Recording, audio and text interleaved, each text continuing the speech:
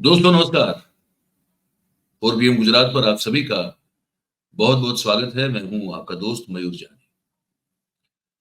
अब मुझे पता है कि आप जब मुझे देख रहे हैं, तो आपके मन में कुछ सवाल होंगे कि दीवार का कलर तो वही दिख रहा है, लेकिन वो जो महादेव का चित्र था इस तरफ और इस तरफ जो फ्रेम थी, वो पीछे पुस्तक का रखने के लिए जो वो छोटी-सी अलमारी थी, ये सब गायब कैसे हो गया? वो गायब इसलिए हो गया क्योंकि हम कहीं आज और बैठे हुए हैं। एक बहुत ही अच्छे उभरते हुए पत्रकार हैं विनीत कुमार, उनकी ऑफिस में हम आज आके बैठे हुए हैं। तो संयोगवश जो है वो जैसे दीवार का कलर है वो तो वही है जो हमारे घर पे है, लेकिन बाकी सब चीज़ें गायब है क्योंकि हम इनकी ऑफिस में बैठे हैं। तो ये पहले बता दें। अब दूसरी बात ये है कि जो आज का मुद्दा है, मुद्दा आज का जो है वो कुछ 2 हिस्सों में बँटा हुआ है। एक तो ये है कि कांग्रेस जो है, उसमें उसकी जो सोशल मीडिया टीम है, उसकी जो आईटी टीम है, उसमें पता नहीं कहीं से जो है अचानक से उतनी बेहतरीन क्रिएटिविटी वो जाग उठी है। वो जो एड बना रही है, एक के बाद एक के बाद एक, जो कि सोशल मीडिया पे धूम मचा रही है। एक तो मुझे वो एक एड दिखानी है, उस पर बात भी करनी है। और दूसरा जो है वो ये है कि जो गुरु ने शुरू किया था एक भाषण में उत्तर प्रदेश में ये बोलते हुए कि दक्षिण भारत के लोग उत्तर प्रदेश के लोगों का अपमान करते हैं, तो उसी सिलसिले को चेले ने आगे बढ़ाया उड़ीसा में। अमित शाह ने उड़ीसा में जो कहा है, उस पर भी आपको आज आपसे बात करनी है। और थोड़ा जो है वो हास्य का तड़का भी बहुत ज़रूरी है क्योंकि तनाव का माहौल है। तो वो जो है वो हमको कंगना रनौत जो है वो कंटेंट दे ही देती है कि आखिर में हम वो डालते हैं। ठीक है। तो बात शुरू करते हैं कांग्रेस की वो एक ऐसी एडवर्टाइजमेंट जिसने अभी फिलहाल सोशल मीडिया पे धूम मचा के रखी है भाई साहब। और ऐसी एडवर्टाइजमेंट है जिसमें एक जगह भी अतिशयोक्ति नहीं है, एग्जैगरेशन नहीं है। वही दिखाती है जो असल में हो रहा है। पर जब फिर भी आप उसको देखेंगे तो आपको ये कहने का मन हुआ कि वाह जनाब वाह, क्या बात है। वो दिखाता हूँ। ये देखिए, ये अभी-अभी कुछ रिलीज़ हुई, मेरे ख्याल से शायद कल शाम को रिलीज़ हुई ये। देखिए इसको। ये है अमित।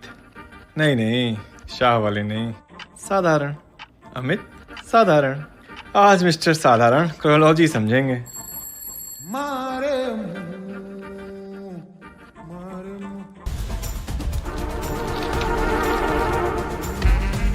पापा रूम खुला दो।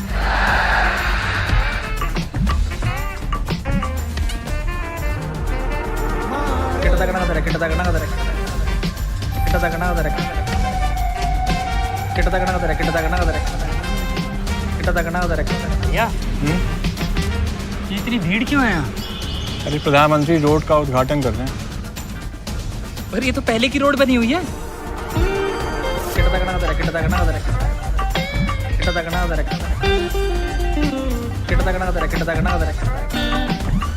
सर इनको टेंडर कैसे दे सकते हैं? सब कुछ तो नेगेटिव है। मिस्टर साधारण, लगता है आप रिपोर्ट ध्यान से नहीं पढ़ते। ये देखिए।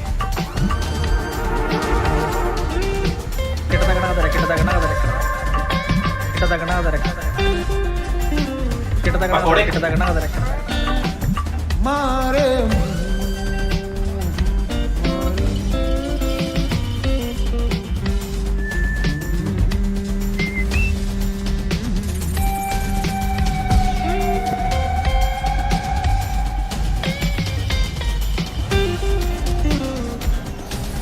अरे तुम ये एक ही ब्रांड का सारा सामान क्यों ले आए? यही मिल रहा था। Full toss and Virat Kohli has hit it. It's a huge, it's a molly. अरे वो गुब्बारा बड़ा होता जा रहा है, जल्दी चलिए।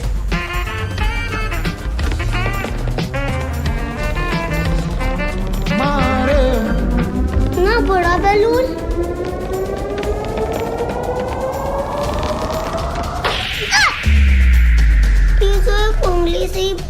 होती है। इस गुब्बारे को फूलने ना दे, उंगली का प्रयोग करें। गुब्बारे को फूलने न दे, वो जो एक उंगली है आपकी, उसका उपयोग करें। हालांकि एक जगह हमको लगता है कि अभी भी मोदी साहब का फोटो नहीं लगा है, और खैर वो बताने लायक है नहीं तो बताएंगे नहीं, समझदार लोग समझ जाएंगे, ठीक है। पर ये है, ये देखने को मिल रहा है कि मतलब देखिए, ये जो है ना, ये एक आर्ट का फील्ड है, इस तरह से सोचना, सोच के फिर इसको प्रस्तुत करना, और प्रस्तुत वैसे करना जैसे कि आप किसी चीज को एग्जैगरेट तो नहीं करते, अतिशयोक्ति नहीं करते, लेकिन जो है वही दिखाएं, यथार्थ जो है वो दिखाएं, लेकिन फिर भी जो है एक मैसेज चला जाए, तो उसी को तो आर्ट कहते हैं। तो मुझे लगता है कि जो भी लोग अभी संभाल रहे हैं कांग्रेस का ये सोशल मीडिया वाला मामला, वो लोग कुछ बेहतरीन लोग हैं। और बीच में वो सुप्रिया सिरैत कह भी रही थी कि उन सब लोगों को भी जो है सरकार परेशान कर रही है। तो भैया ऐसी अगर एडवर्टाइजमेंट बनाओगे जो आपको एक बहुत ही जिसे कहते हैं ना कि मतलब कि वो एक शीरे की तरह जो है हलक से नीचे उतर जाए, वो बात, वो संदेश, वो मैसेज, और मीठा लगे, और फिर भी जो असर जो है उसका वो कुछ मजबूत हो। सिर्फ एक उंगली का उपयोग करना है, कितना भी बड़ा गुब्बारा हो फूट सकता है, फूट जाएगा अगर आपने ठीक से इस्तेमाल किया तो। दूसरा जो हमको आपको बताना था वो ये था कि अब जैसे वो गुरु ने कहा कि दक्षिण भारत के लोग उत्तर प्रदेश के लोगों का अपमान करते हैं, तो चेले ने कहा कि हम थोड़ा पीछे रहेंगे इसमें, हम भी जो है वो इस देश में जो डिवाइड एंड रूल वाला मामला है, संविधान का उल्लंघन है, अब हमारे गुरु करते हैं तो हम क्यों नहीं करेंगे, हम भी करेंगे।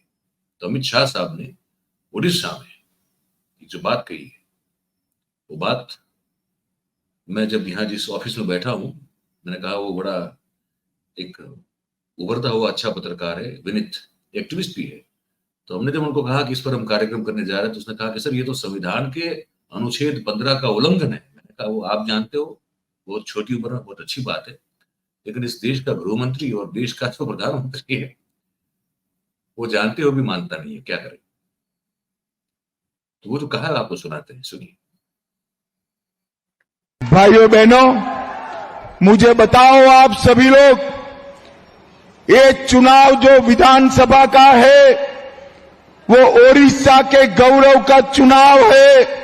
मुझे बताओ, ओडिशा पर कोई तमिल शासन कर सकता है क्या? जोर से बोलो, कर सकता है क्या?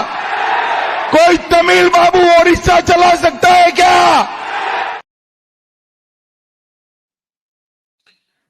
ओडिशा पे कोई तमिल शासन कर सकता है क्या? ये पांडियन जो है, नवीन बाबू के खासम खास माने जाते हैं पांडियन साहब, उनके उपलक्ष्य में उनका नाम लिए बगैर ये अमित शाह का एक तरह से वो प्रहार था। पांडियन जो है वो तमिल है, और नवीन पटनायक साहब है, उनके बड़े खास है, उनके कहा जाता है कि ओएसडी से लेकर हर चीज वही है। तो ये कहा जाता है कि पांडियन साहब की हर चीज को जो है वो तवज्जो देके नवीन बाबू निर्णय लेते हैं, या तो ये भी कहा जाता है कि पांडियन साहब जो है वो सूडो सीएम है वहां, ठीक है। लेकिन इसमें तमिल और उड़िया का मामला कहां आ गया, ये समझ में नहीं आता है।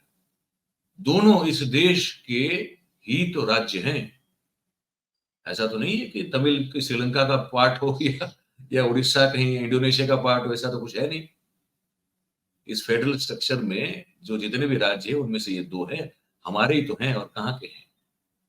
तो इसका मतलब तो ये, फिर तो गुजराती कहीं बाहर जाके शासन नहीं कर सकता। आप दिल्ली में बैठे हैं, पूरे देश पे शासन कर रहे हैं, तो कल जाके कोई ये भी कहेगा कि गुजराती जो है वो पूरे देश पे राज कर सकता है क्या, तो क्या कहेंगे। पर बोलना है, कुछ भी बोलना है, बकैती करनी है, देश की जनता को बेवकूफ, मूर्ख और भेड़ बकरी समझना है इन लोगों को। तो उसी का जो प्रदर्शन है, उस मनोस्थिति का, मानसिकता का वो कर रहे हैं। यहां से नहीं अटके हुए, उन्होंने एक चीज और भी कही, आप सबको याद होगा कि कोणार्क का सूर्य मंदिर जो है वो हमारे देश की सांस्कृतिक धरोहर है। आर्कियोलॉजी के हिसाब से, पुरातत्व के हिसाब से भी वो एक अद्भुत स्थापत्य है। कोणार्क का मंदिर, सूर्य मंदिर, अगर आप नहीं किसी को पता हो तो गूगल कर ले, उनको पता चल जाएगा। क्योंकि आजकल ये भी है, वो गलगोटिया वाली यूनिवर्सिटी है, व्हाट्सएप वाली जो है, तो वहां जो लोग पढ़ते हैं उनको पता नहीं कि कोणार्क का मंदिर क्या है, तो वो पढ़ ले, अगर पता है तो बहुत अच्छी बात है। उस मंदिर जो कि पहले से ही विश्व प्रख्यात है, अब उस मंदिर को अमित शाह साहब कह रहे हैं कि मोदी साहब ने फेमस बना दिया। ये भी सुन लीजिए, अब सुन ही रहे तो सब कुछ सुन लीजिए। ये रहा, दुनिया भर के नेता मोदी जी के साथ हाथ मिलाकर फोटो खिंचाते थे, दुनिया भर के नेता। इसके पीछे तस्वीर कौन सी थी? हमारे कोणार्क के सूर्य मंदिर की तस्वीर के सामने मोदी जी ने हाथ खींचा है। कोणार्क का सूर्य मंदिर आज दुनिया भर में प्रसिद्ध हुआ। तो आज हुआ, कब हुआ प्रसिद्ध? जब मोदी साहब ने फोटो खिंचाते वक्त पीछे उसकी तस्वीर रखी, तब दुनिया को पता चला कि आहा, ये सदियों पुराना जो मंदिर है भगवान सूर्य का, वो तो वहां हिंदुस्तान में है, पर क्योंकि मोदी साहब ने उसको पीछे रख के फोटो खिंचवाई, तब दुनिया को पता चला। इतने आत्मश्लाघी, इतने स्व केंद्री, इतने नार्सिसिस्ट लोग जो है, हमने भाई साहब जो है पूरे अपने जीवन में देखे नहीं गए। अगर आपने देखे हो तो हमको पता, हम नहीं जानते। तो अब आते हैं कंगना रनौत पर। जरूरी है, देखिए ये जरूरी है बहुत। वो जो बोल रही है सुन ले, उसके बाद बात करेंगे। मेरी बहनों को, मेरी माताओं को इज्जत घर दिए हो, टॉयलेट दिए हो, या उन्हें धुएं के अंधकार से मुक्त किया हो।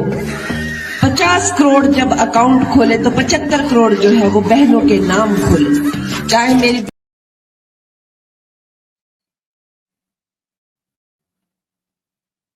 ये भारतीय जनता पार्टी के लोग ही कह सकते हैं। 50 करोड़ अकाउंट खुले, उनमें से 75 करोड़ तो सिर्फ महिलाओं के थे, बताइए।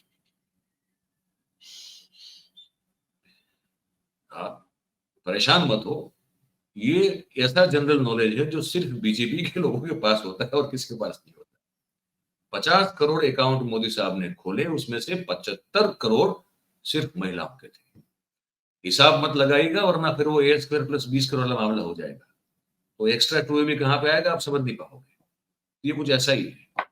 अब ये सब सुन के वो जो कमल का फूल है, जिसका वो एक सिंबल बना के रखा हुआ है, वो हर जगह वो दिखाते हैं, वो चाइनीज टॉय की तरह जो वो लाइट होती है ना, वो लाइट रोशनी होती है फिर बंद हो जाती है, वो उस तरह का वो कमल का फूल, जिसका सिंबल मोदी साहब अपनी हर सभा में अपने पोडियम के बिल्कुल आगे रखते हैं। ये सब सुन के उस कमल के फूल को इतना आघात लगा है, इतना आघात लगा है कि देखिए उसकी हालत क्या। आरक्षण छीन लेना चाहते हैं ये लोग अपने वोट बैंक को खुश करने के लिए सिखों और दलितों को। वो बेचारा बेहोश होकर गिर पड़ा, वो लगा हुआ था, चिपका हुआ था पोडियम के साथ। ये सब सुन के उसको लगा कि इससे अच्छा है कि मैं बेहोश हो जाऊं। तो ये हाल है। तो ये बताना था आपको इस वीडियो में, तो बता दिया। अब आप ये बातचीत को, ये जानकारी को कैसे लेते हैं, आपकी क्या राय बनती है, आपकी क्या सोच बनती है, ये आप हमको लिख के जरूर से, ये जो नीचे आप देख रहे हैं कमेंट बॉक्स, उसमें हमको लिख के जरूर से बताइएगा। और बात अगर आपको हमारी सही और सच्ची लगती हो, पसंद आती हो, तो फिर आप इस वीडियो को लाइक करें। इस वीडियो की जो लिंक है उसको आप हो सके उतना शेयर करें। तो इससे क्या होगा कि बातचीत जो है, ये जानकारी जो है, ये ज्यादा से ज्यादा लोगों तक पहुंच पाएगी, आप सबके समर्थन से और आप सबके सहयोग से। और अंत में जो हम हमेशा करते हैं, आज भी करते हैं, आज भी करेंगे, रिक्वेस्ट करते हैं आपसे कि हमारा जो चैनल है 4PM गुजरात, आप उसे सब्सक्राइब करें और अपने आसपास के लोगों से करवाएं। बहुत बहुत धन्यवाद करेंगे आप सभी का इस कार्यक्रम में हमारे साथ जुड़ने के लिए। Thank you very much. नमस्कार।